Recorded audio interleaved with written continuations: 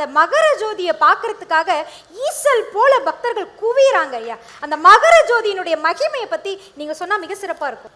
பொன்னம்பலமேட்டில் அந்த ஒரு பர்டிகுலர் டைமில் நிறைய நட்சத்திரங்கள் பார்க்கலாம். ஒரு நட்சத்திரம் மட்டும் இருக்கும், மற்ற நட்சத்திரம்லாம் கண்ணுக்கு தெரியாது. ஆனால் நம்ம நிறைய பேர் மிஸ் பண்ணுறது அதை அந்த ஜோதியை பார்த்துருவாங்க, நட்சத்திரத்தை மிஸ் பண்ணுவாங்க. மகர நட்சத்திர ரூபனாய் காட்சி அளிப்பவன் சுவாமி ஐயப்பன். சபரிமலைக்கு போகும்போது மட்டும் இந்த இருமுடி கட்டி யாத்திரை போகணும் அப்படின்னு சொல்றாங்க. அதுக்கு பின்னாடி இருக்கிற காரணம் என்ன? மணிகண்ட சுவாமி ஐயப்பன் அவர் அகத்திய பெருமான்கிட்ட சொல்றார், தன்னை காண வரக்கூடிய பக்தர்கள் எப்படிலாம் வரணும். அந்த காலத்து அந்த யாத்திரை மிக கடினமான ஒரு யாத்திரை.